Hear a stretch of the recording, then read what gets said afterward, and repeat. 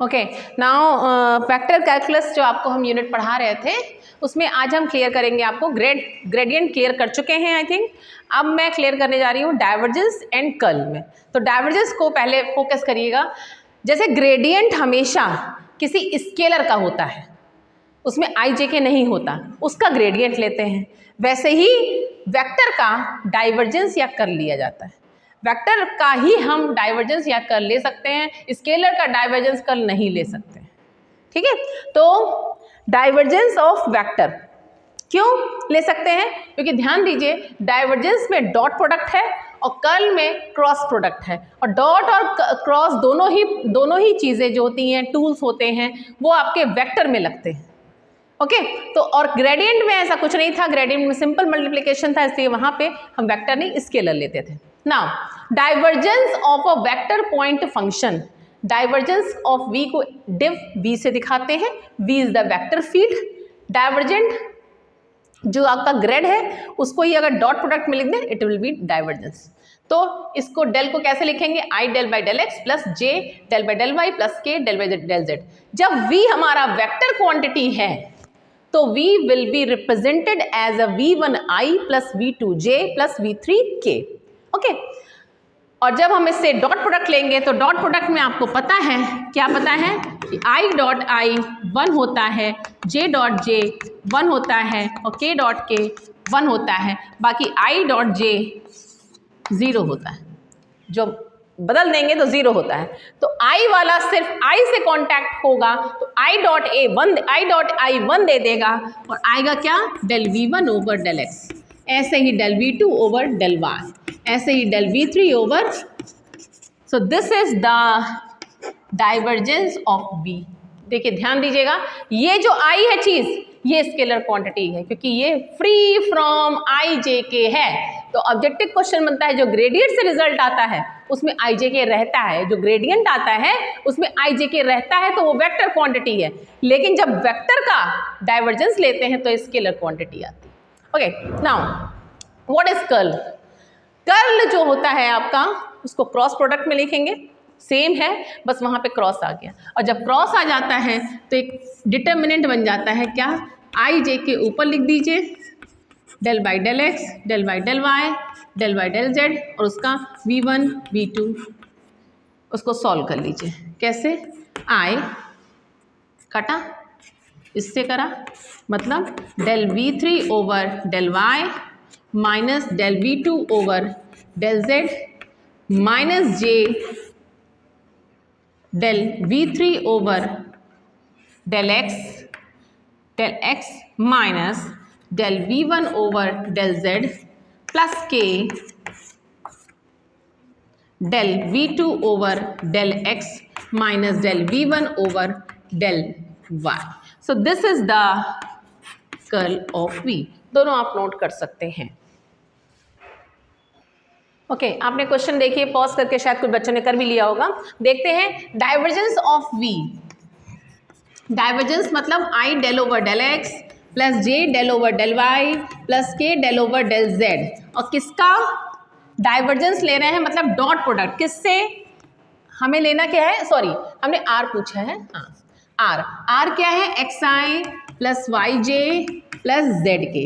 Okay, तो i dot i 1 हो जाएगा और del x over del x plus del y over del y plus del z over del z। ये क्या होगा? x का डिफरेंशियल x के रेस्पेक्ट में 1 1 1 3 आ गया। Next curl, next curl of r vector.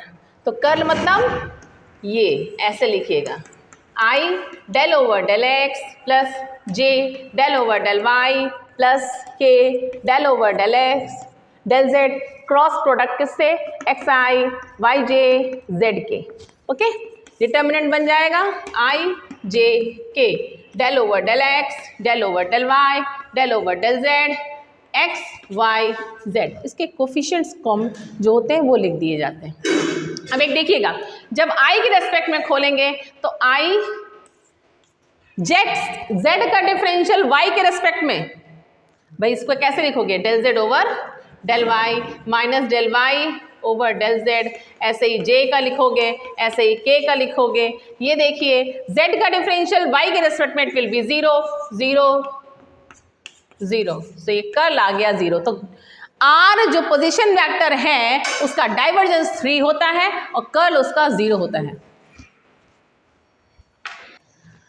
Last term में, लास्ट टॉपिक में हमने आपको ग्रेडियंट का फिजिकल इंटरप्रिटेशन बताया था, जो कि ग्रेडियंट का फिजिकल इंटरप्रिटेशन जो होता है, किसी भी स्केलर पॉइंट फंक्शन को निकालते हैं ग्रेडियंट।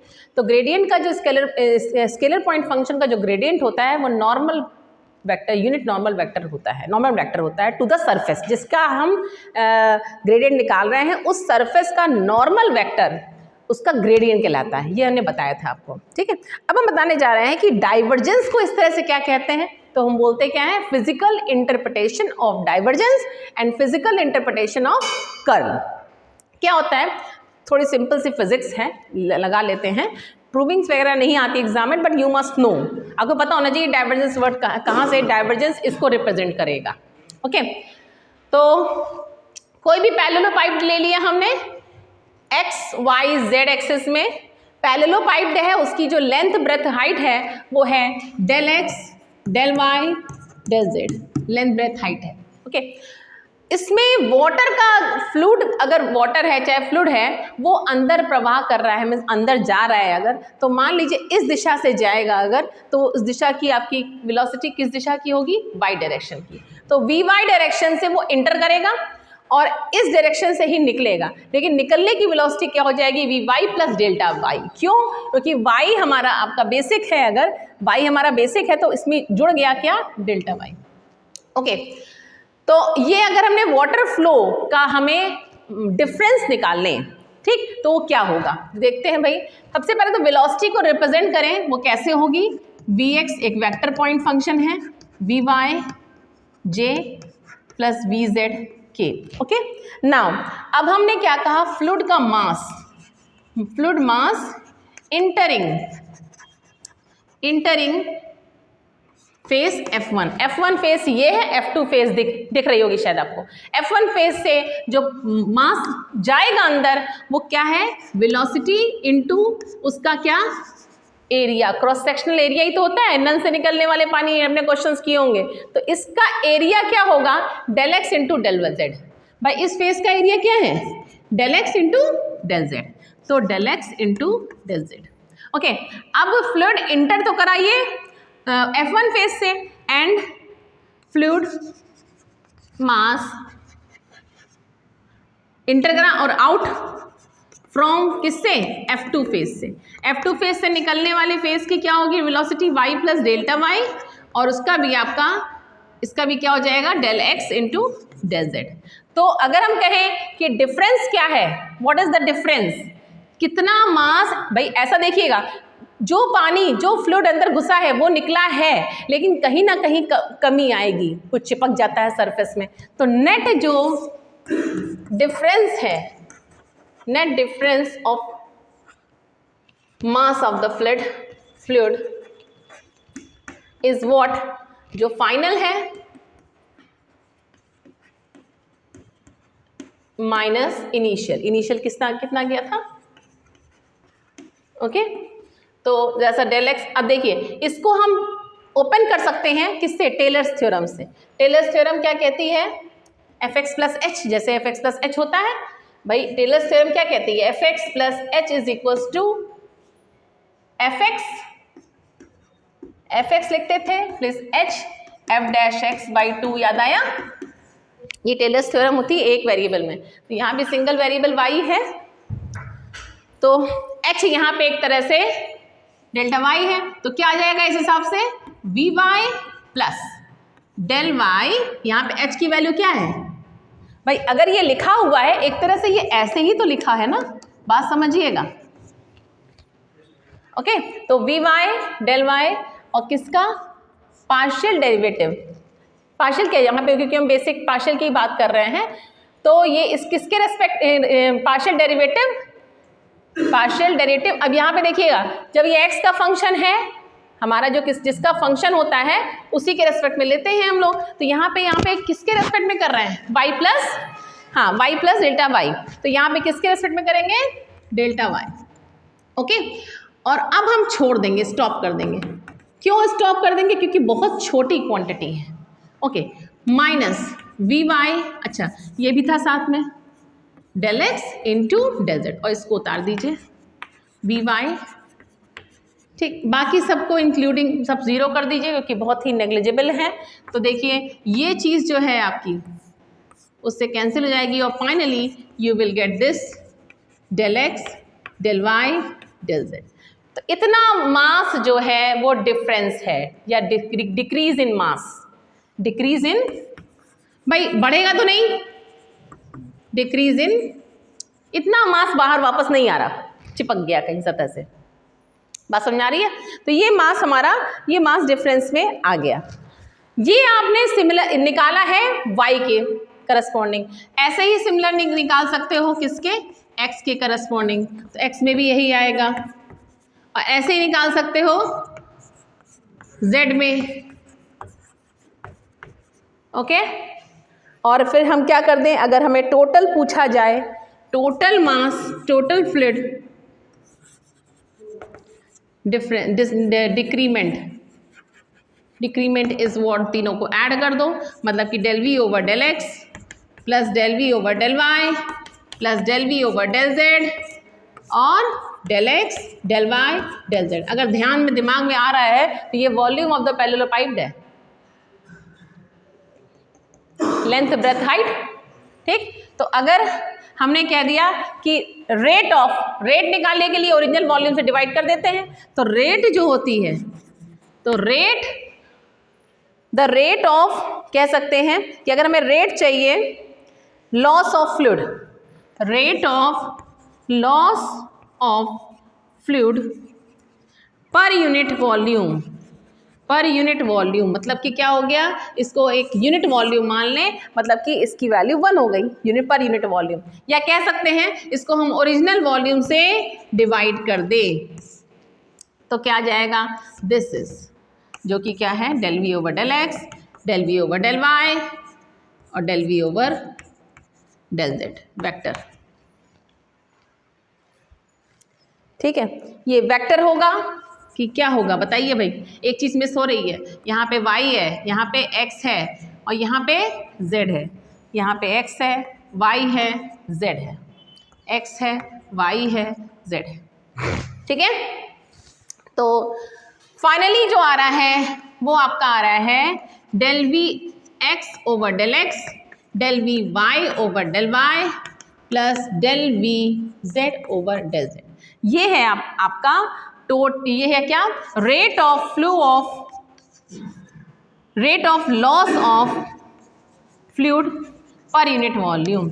अगर दिमाग लगाइए तो ये क्या है, this is nothing, this is divergence of v, है कि नहीं? इसका अगर डाइवर्जेंस निकालो, इसका अगर डाइवर्जेंस निकालो तो यही तो आता था क्या, del v del x, del v y del Y plus del v z del z, और इसको हम क्या बोल रहे हैं, rate of loss of fluid per unit volume. तो एक तरह से डाइवर्जेंस जो होता है किसी वेक्टर का, वो रेट होती है पर यूनिट वॉल्यूम, जिसका v का निकालना है, वेलोसिटी का निकाल रहे हैं, तो वेलोसिटी का रेट जो होती है वो डाइवर्जेंस होती है। ठीक है, okay now physical interpretation of curl. Gradient का क्लियर हो गया, नॉर्मल वेक्टर होता है, उस सरफेस जिस सरफेस का ग्रेडियंट निकालते हैं उसके वो नॉर्मल वेक्टर होता है। डाइवर्जेंस का क्लियर हो गया, rate of flow of mass जो भी डिक्रीमेंट हो रहा है वेलोसिटी का अगर निकाल रहे हैं तो वो आपका डाइवर्जेंस होता है। Then I am moving with physical interpretation of curl. Curl के लिए, कर्ल का फिजिकल इंटरप्रिटेशन के लिए हमने एक बॉडी ली है जिसकी एंगुलर वेलोसिटी, ठीक है, वो ओमेगा है, सभी को पता है एंगुलर वेलोसिटी W होती है। ओमेगा अगर एंगुलर वेलोसिटी है, वेलोसिटी का हमेशा एक डायरेक्शन होता है, तो वो वेक्टर क्वांटिटी होती है। ओके, तो ओमेगा को कैसे दिखा सकते हैं, omega 1i, omega 2j, omega 3k। Okay, now velocity v है, और वो अगर किसी पॉइंट पे देखें, वेलोसिटी जो होती है वो किसी पॉइंट पे देखें जहाँ पे पॉइंट फंक्शन जो है वो आपका होता है xi प्लस yj, सब बेसिक्स हैं, ये चेंज नहीं होते। इस पॉइंट पर वेलोसिटी इज इक्वल टू क्या होगा, v is equal to r omega पढ़ा होगा आपने, V is equals to r omega पढ़ा होगा आपने, ओमेगा क्रॉस आर बोलते हैं। साइन का जो आपका इसका वो है ऑर्डर है, ऑर्डर पे विशेष ध्यान रखिएगा। तो V is equals to omega cross r, r is the position vector, omega is the angular velocity, तो V is the velocity. Now omega will be written as I W1 J W2 K W3 cross x R क्या है, XI YJ ZK। Now I J K omega 1 omega 2 omega 3 X Y Z। Okay भाई, हमने आपको पहले ही बताया है कि किसी भी कर्ल को, किसी भी क्रॉस प्रोडक्ट को, सॉरी कर्ल को नहीं, क्रॉस प्रोडक्ट को लिखने का तरीका यही है, डिटर्मिनेंट, इसके अलावा कोई और तरीका नहीं है। तो इसको हमने सॉल्व किया तो क्या आ जाएगा, I W2Z फिर माइनस W3K, अच्छा आई नहीं लिखेंगे, हाँ आई हाँ बाहर रहेगा, W2Z minus W3Y minus J को W1Z minus W3X plus K क्या होगा, W1Y माइनस W2X। ओके, ये आ गया आपका आई जे के में, आई कैप जे कैप के कैप। ना अब अगर आप ये V आपने निकाल लिया, हमें फोकस किस पे करना था, कर्ल ऑफ V। तो curl of V is what, curl को हम लोग कैसे लिखेंगे, कर्ल को हम लोग ऐसे लिखेंगे, ओके, और कर्ल को हम लोग ऐसे लिखेंगे। इसको ग्रेडियंट को, इसको जो ये डेल ऑपरेटर होता है इसको कैसे लिखते हैं, ये सब आपकी प्रैक्टिस के लिए हम 4 बार इसको लिखेंगे, तब आपको V की जगह पूरा उतार दीजिए, ये V निकाला है हमने, V की जगह पूरा उतार दीजिए, सेम। ओके, अब इसको भी रिप्रेजेंट कैसे करेंगे, I J, क्योंकि क्रॉस प्रोडक्ट आ गया ना, तो इसका I वाला जो कि डेल ओवर डेल एक्स है, इसका I वाला जो कि क्या है W2Z माइनस W3Y, और इसका Y, इसका Z, Y J वाला, J वाले में इसमें क्या है, उल्टा कर दीजिए माइनस साइन हटाने के लिए, W3X माइनस W1Z। क्लियर है। फिर इसका कोफिशिएंट K का डेल बाई डेल Z लिखा, और इसका K का कोफिशिएंट क्या है, W1Y माइनस W2X। हो गया, क्लियर होगा आई थिंक। अब I से इसको हटाया इसका Y के रेस्पेक्ट में, तो क्या आ जाएगा, I डेल ऑफ, इसका करेंगे ना तो ये क्या आ जाएगा। अब देखिए इसका ऑपरेशन जब इससे करोगे तो Y वाले का होगा तो सिर्फ W1 बचेगा ना, तो आप लिख सकते हैं क्या, W1 I W1, फिर माइनस दिस इंटू दिस करोगे, minus this operated by this लिखोगे, ठीक है ना। तो ये क्या होगा, Z के रेस्पेक्ट में करोगे तो क्या आएगा, माइनस का W1 आ गया तो प्लस हो जाएगा, माइनस J को काटा ऐसे डेल बाई डेल एक्स, इसका x के रेस्पेक्ट में करोगे तो माइनस का W2 आएगा ना, ठीक है। और J इसका इससे करोगे तो क्या आ जाएगा, माइनस W2। ऐसे ही K का करोगे तो ये आएगा W3 प्लस W3। तो finally you will get what, W1 2 हो जाएगा, तो 2 times W1I plus W2J plus W3K, और ये है क्या, this is the angular velocity 2W। ठीक, आ गया। तो जो कर्ल होता है, अगर ध्यान दें तो एंगुलर वेलोसिटी जो होती है वो कर्ल की आधी होती है। जो एंगुलर वेलोसिटी स्टेटमेंट ये आ गया, जो एंगुलर वेलोसिटी होती है वो कर्ल की आधी होती है, कर्ल ऑफ V की, V is the what, velocity. Curl of velocity की हाफ जो होती है वो आपका एंगुलर वेलोसिटी होती है। This is the physical interpretation of curl of v। Okay तो हमने आपको बताया कि omega w is equal to half of curl of v होता है। Angular velocity is equal to, तो किसी की एंगुलर वेलोसिटी अगर शून्य है, शून्य मतलब उसमें कोई रोटेशन नहीं है, उसमें कोई रोटेशन नहीं है, तो वो शून्य रख दिया तो कर्ल ऑफ v बराबर 0। इसका मतलब अगर आपको प्रूफ करना है कि body is irrotational, body is irrotational, curl को दिखा दो 0, हो गया काम खत्म। इसके पहले मैंने जो डाइवर्जेंस बताया आपको उसमें भी एक क्वेश्चन उठता है, इसी में आपके इंजीनियरिंग मैथमेटिक्स में आता है। डाइवर्जेंस v बराबर 0, v बराबर डाइवर्जेंस v बराबर 0 मतलब कि जो डिक्रीमेंट ऑफ फ्लो हो रहा है, जो मास बाहर निकल रहा है तो उसमें जो बच रहा है वो नहीं बच रहा है, मतलब कि बॉडी जो है v जो है सोलेनॉइडल वेक्टर है। इस टाइप के 2 क्वेश्चन आते हैं एग्जाम में, ऑब्जेक्टिव टाइप से आते हैं। इरोटेशनल के लिए कर्ल को 0 कर दीजिएगा और सोलेनॉइडल वेक्टर फंक्शन प्रूफ करने के लिए डाइवर्जेंस v को दिखा दीजिएगा। और तीसरा ग्रेडियंट आपको हम बता चुके हैं, ग्रेडियंट ऑफ फाई क्या होता है, नॉर्मल वेक्टर, नॉर्मल वेक्टर होता है ऑफ किसका, स्केलर पॉइंट फंक्शन का। फाई का नॉर्मल वेक्टर निकालना है तो ग्रेडियंट निकालिए, फिर से समझ लीजिए। फाई का स्केलर का नॉर्मल वेक्टर निकालना है तो ग्रेडियंट निकालते हैं, बॉडी को रोटेशन निकालना है तो कर्ल निकालते हैं, और डाइवर्जेंस 0 अगर आ जाता है तो वो सोलेनॉइडल वेक्टर पॉइंट फंक्शन होता है। ये चीज़ें हैं, कवर कर ली।